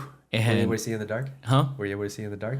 That's the thing. So everything turned orange, and I was running pretty quickly, and it turned on. It was like a light switch. So I was wearing a headlamp, and I was running with a buddy Avery of mine, and we're with these lights, and all of a sudden, like everything turns to orange, and I turn off the light, and I'm like, everything's still orange. And it was one of the coolest experiences that I've ever done. And you see LA from the top of the mountain when there's a ton of like millions of lights, and it makes you realize like how small you are in this universe, right? Exactly. And then you just feel like nature there as well too.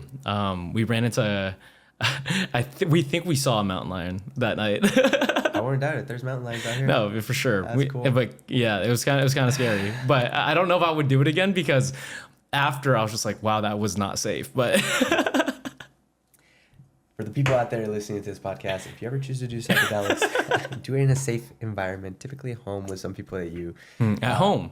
at home, ideally in nature. Nature. If you can go to like, I don't know, an Airbnb, say in Joshua Tree or in the forest, something that would be the Joshua best. Tree's special. Yeah, best place, because what's cool about being in nature is that there's little to no interference. It's the purest environment you can have. When you're in a city, you have so many different interferences from like the Wi-Fi's, the Bluetooths, the cell, and even in an apartment building, you feel all the energies from all the other places. There was this one time I did mushrooms with a friend, and it got to the point, and it was in an apartment, and I don't recommend anyone ever do that, because it'll get to the point where you can literally hear people's thoughts and like and the TV and stuff. She started to like astral project and see a whole map of the entire building, and it became too overwhelming for her. Whoa. We had to like I've never done it at home, like in an apartment. no, we had to leave and go to a park next door to like just chill and ground. We literally sat down on the grass and just But you truly believe that they've helped you, like 100%, yeah. And typically in a therapeutic setting, when done right, there's a lot of people out there that do like mushroom ceremonies just as they do ayahuasca ceremonies. You can gain the same amount of insights from like a proper mushroom ceremony or an ayahuasca ceremony. There's even like ketamine ceremonies, and there's many different outlets that you can take. But all of which, when you do it with intention, typically with someone that guides you, I wouldn't suggest you go to like a clinic or stuff. Like with the rise of ketamine, there's a lot of ketamine clinics that do this. Honestly, if someone's barely getting into this, I would just suggest do a mushroom ceremony with like a mushroom shaman or someone that can guide you with some sound bowls, some healing frequencies in the comfort of your own home. Or if you can get away out of the city, go into nature somewhere comfortable. And typically it's a very introspective journey. You don't want to be out and about. Like there can be a part of like exploration of like where you're connecting with the nature and like the trees and the wind and everything, because you start to see it in a different way. But where you get the most healing is when you literally just lie down, blindfold on, and just like listen to either some ceremonial music or some binaural beats, and you let go. You just let go. Let the medicine do the work for you. It's going to show you what you need. And sometimes it can be a roller coaster of emotions. Sometimes you're releasing some like traumas inside you, so there may be some like crying or some processing of emotions. Other times it can just be very blissful, and you just see the life in a whole different perspective, and it's all positive and beautiful. But whatever experience you have is the experience that you were meant to have, and you'll come out of it more refreshed. You'll come out of it lighter, and you'll come out of it hopefully with a different perspective on life. for someone who's younger than someone who's able to do psychedelics, what are some other things that they could do to become a good man? Meditate and journaling. For the longest time, I thought journaling was just like a girl thing. Like I never really heard of a guy journaling. I just thought girls had the journals and stuff. So that kind of turned me off from it for a while. But yeah, journaling has served me so well, and has helped me clear my mind, stay more focused, manifest and attract more of the things that I desire. And meditating has allowed me to be calm in chaotic situations, also clear my mind, be able to focus myself, heal myself a lot as well. I feel like journaling, not just for that, but looking back at something that you wrote 10 years ago and you're like the process that you went through, it's a good documentation of like your thought processes and like, oh, I thought this way. This is what happened. You know, it's so cool. It's like a time machine. Yeah. Have you seen, what's that documentary or movie on Netflix called, is it The Gift? Talks about manifestation. Oh, I've heard of it. Is it The Gift? Yeah. I forget. Anyways, there's this movie or documentary on Netflix. I believe it's called The Gift. But it talks about this guy that documented his time of like how he started to manifest, like writing down, journaling the things he wanted, and like he would like super glue or like cut out a piece of a magazine and like the house he wanted and stuff like that. And he looked back at it like maybe like 10 years later and he's like, The Secret. The Secret. Yes, that's what that is. Yeah. Good job. The Secret. The exact house. And it was that exact house and like all the things he wrote down, like it was like checking off all these things out of a list and he never even thought that was like gonna happen, like to the T. It's crazy. So journaling has helped me a lot with that, and like so many things have happened. I've been able to check off so many things just by keeping a strict journaling and meditation. Yeah, sometimes I kind of find it scary sometimes. Like, for example, I went to UCLA and that's what brought me to Los Angeles. Mm-hmm. And I didn't get in yet, and I went to community college first. But anytime someone asked like what my plans were, I was like, oh, I'm gonna go to UCLA and like move to Los Angeles and figure it out. And like I didn't get in yet. Like I didn't, but I spoke with conviction, you know, Exactly. and I spoke with like knowing.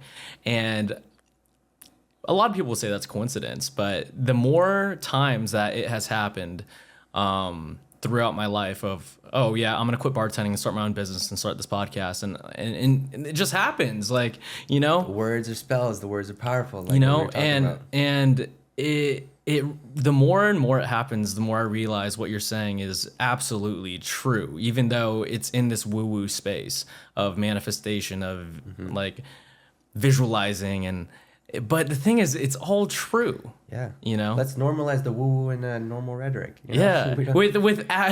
Yeah. Yes. And I think it needs to be. I think it needs to be, because it can help a lot of people. It can help a lot of people. It can make better men. It could help better athletes. It could more mentally healthy people, you know, grounding and getting sunlight and all that. It's a real thing. Yeah, it's a real thing. And such basic things, simple concepts that, you know, natural foods. Yeah, we think we know, but we may not be placing the importance that it deserves on our plate, you know? Yeah, but everybody knows what's better. You know, like, or you know what's good, what's not, you know? Yeah, I think so. Yeah, typically we know. What are you most excited for in your life right now? Honestly, grounding. Grounding. This last year has been a major shift in my lifestyle of like, I've decided to ground myself in LA. No traveling. I remember you talking about. No more traveling. You got a mission here. I got a mission. Going full on with the stunts and acting here, and I'm really excited about this. I've traveled so much. Like I don't miss it. I'm very excited for this next stage of my life. Like, there's something beautiful about routine. Yeah. Something beautiful about like having this like mission from a day-to-day basis. It really is. And it's funny. In the beginning, I had a little bit of a what do you call a time when you're like adaptation time, where it took me, I was just so used to traveling every other week that I was kind of getting bored with my routine. I was like, whoa, what's going on here? And then it was just like a week or two that kind of hit me after like month 2 or 3 of just like staying put in the same spot without traveling. And then I was like, oh no, it's just my body getting used to like this new, because I was like always just so used to being on the go and like what's next, and I was like, no, I don't have to be anywhere but here. Yeah, that's it. Where do you think that feeling comes from? Because I feel that way a lot of the times. Like you were talking about the importance of rest days, and I'm still trying to figure out to make one for me, because you don't have a rest day? No, like my rest day I would say is Sunday, but then I ran 5 miles, I worked on the podcast, I did all these things. Even though I wasn't trading time for money like with clients and stuff, I was working the entire day. Exactly. And I don't know, you wouldn't consider that a rest day, right? No, man. No, so like I haven't found the ability to do that. I haven't made an effort to do that. And that go thing that you're talking about, like, I feel like I've been living in it for about 3 to 4 years at this point, maybe even longer, you know? And when we don't take our rest day, the body will force us to What's take our rest day. What's the importance of it? The importance is, I think, especially for people that we don't have a classic 9 to 5, or like that we're pursuing our passions and stuff, you know, it's very easy to get caught up in our work because it's stuff that we enjoy doing and like we love it. But our body and our minds need a day just to like rest and reset so that we can think clearer and just not burn out. When I go like 2-3 months, like kind of pushing it without a rest day, like my body will always level me, and like I'll get sick and it'll force me to take a rest day, and it doesn't become a rest day, then it becomes a 2, 3, 4 day rest day. So I've really noticed a big shift and an importance of like just taking 1 day a week where you just do nothing. You can be as lazy as you want and just do absolutely nothing. And I think that's the problem that I haven't experienced yet is the forced rest day. The last time I was sick, it was 2020. Good. You know? Well, you definitely live a healthy lifestyle. Sure, but like I think if I had a forced rest day, like in terms of like I got so sick that my body would told me like I would make a more effort. But but think about it this way too: when you take a rest day, you're gonna be able to like you feel recharged and you feel more creative. You'll be able to like say if you like start to like kind of hit a wall and you feel like I'm not sure which direction to go in. Like you know what direction you're generally going, but like you start to you'll be able to narrow in even more. Be like, oh, I need to do this, I need to do that, and I start to become. You think more creatively. You're just like your reserves are coming up, and you'll just have more power, more energy, more creativity to take on the rest of the week. Yeah, because I feel like I live in fog sometimes. Exactly. So the longer we go without rest day, the bigger the fog becomes, and it creeps in. It's not something that happens like one day after the next. So it's a slippery slope. You know, you can go for a very long time, and just little by little that fog gets bigger and bigger and bigger, and it becomes more and more difficult to see clearer through that fog. So the more consistently we take those rest days, the more we clear that fog out, the more we're able to think clearer and just show up the next day with that much more conviction, motivation, discipline, creativity. What's the game plan for, I guess, like the stunts and acting in the like long form? Like, do you want to be front of camera in terms of like actor who does stunts, or just someone who does stunts for actors, like big name actors, or like what's the vision for it? Short-term vision is stunts. Right now, whatever shape that takes. But long-term goal and long-term vision is acting. And my way into acting is through stunts. And I've always known this because this is like where I feel the most confident in front of the camera, is doing the things that my body can do. You know, they're very difficult motions that not everyone can do. And then that's allowed me to like get a little more confidence in the acting world and the acting realm, and like to feel comfortable on camera and on set and to be able to deliver lines and whatnot. So what do you like about acting? What I love about acting is that it's the creativity. You know, you get to live in this world of becoming a different person. Yeah, becoming a different person. It's not really pretending. You embody it. You embody it. Exactly.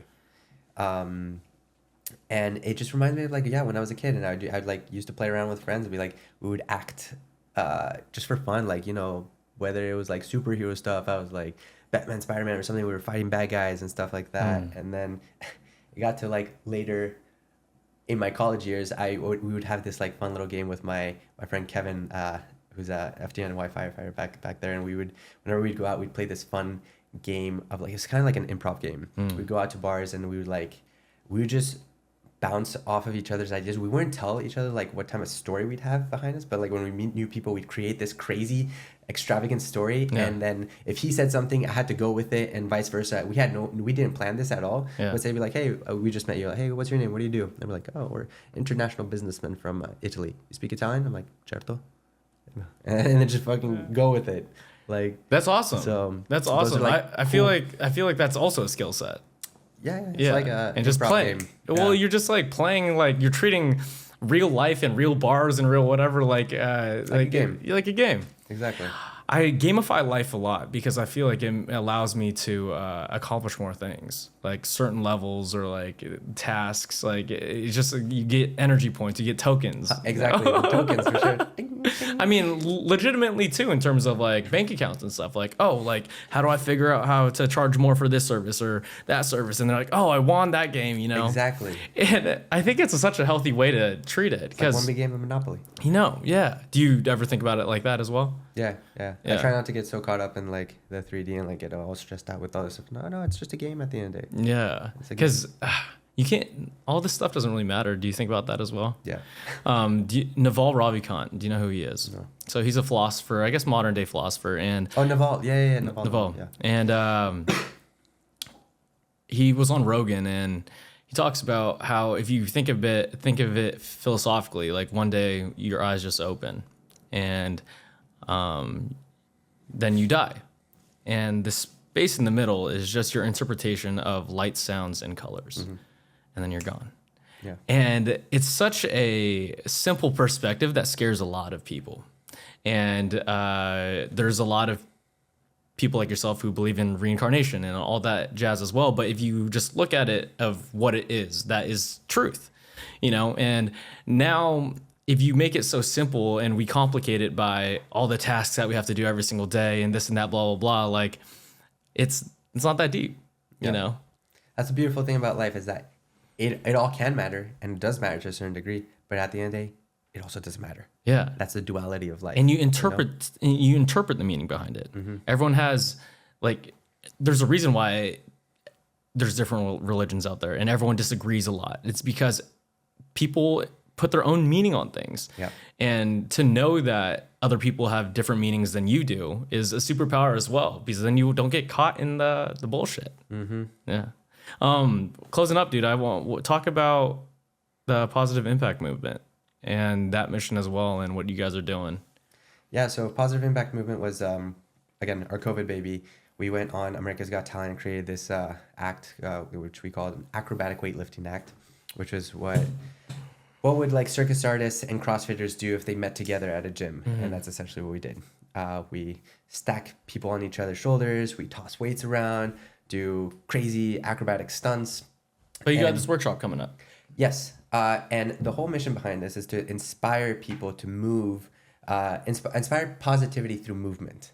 And that's our mission with the group. And ever since we started, our big vision was to create a movement festival, an acro festival, which we've now created. This is our third year coming up, and it's happening in Las Vegas at the Las Vegas Circus Center. It's the world-class, world-renowned circus gym where all the best circus artists of the world come and train. A lot of people that have shows on the Strip, they create their acts there. They train consistently there. So it's a festival, a 3-day festival where we bring in a variety of different disciplines together. We have acrobatics, we have trampoline, we have pole, we have weightlifting, we have ninja warrior, and it's just a 3-day festival filled with classes of different movement styles. A lot of acro classes, so partner acrobatics or acro yoga, but it doesn't stop there. We have, like I said, a variety of different disciplines that we teach there as well. Are you trying to grow it exponentially? Are we trying or are we doing? Are you growing it exponentially? We are growing it exponentially. But I guess is the goal to make it so big that it's around the world, or is it just to stay with you 4 guys? We want people from all over the world to come and travel to our festival. To your festival. That is, it's going to be the best movement festival of the year. And where are you getting all these coaches from? A lot of the coaches we have come from Vegas. They work there, but we're not just attached to Vegas. There's the different coaches that are experts in their own disciplines that fly from all over the place. And how do you navigate your time and attention, back to that theme, with multiple businesses in terms of Awakened Warrior Tribe, the Positive Impact Movement, your acting career and stunt career, and back to the problem that you said, hitting that wall. To hitting that wall and not growing exponentially in a certain space. How do you do that? Through routine. I have a weekly routine where I have certain days where I'm dedicated to the Awakened Warrior stuff, certain days where I'm dedicated to the Positive Impact Movement stuff, and most days I'm dedicating to stunts and acting on the regular stuff. Sick. I feel like it has to be in routine to be able to consistently... to keep consistent growth. Yeah. Love that, bro. Is there anything else? No, that's it, I think. Sick. Yeah. Where can everyone find you, bro? You can find me on Instagram, Andreas, ANDREAS .Alfaro, ALFARO. It's probably the easiest way to find me. Heck yeah, go check them out, guys. And I actually want to talk about content real quick. Like, for what's the goal of like content? Now, you're the creative aspects of like you do photography and like you look jacked in some photos, and then you do stunts and like how do you treat social media? Because I feel like we all have a different relationship with this phone, you know, and it could be a very good one and it could be a very negative one. For sure. Social media, I do my best to treat it as a tool. Typically, I've used it as my portfolio for the things I'm able to offer, the things I do to create my brand, my personal brand, to be able to grow that. So if someone comes to my social media page, they see the type of person I am. They see the things I'm into. They see the things I'm capable of. I also use it as a marketing tool to like promote our businesses, the Positive Impact Movement Festival, the Awakened Warrior as well, and then also to create art. You know, I put stuff out. I'm a little more. I try to be a little more selective of the things I put out there, not do it so casually. I do love creating more higher quality productions than the classic social media game of like quantity, like iPhone videos, you know? Yeah, I feel like the photo shoots that you put out are very intentional. I feel like all the stuff that you put out is very intentional now. Thank you. I do my best with it. Yeah. Heck yeah. All right, guys, go check them out. And yeah, we'll see you in the next one. Cool. Thanks, Peace. brother.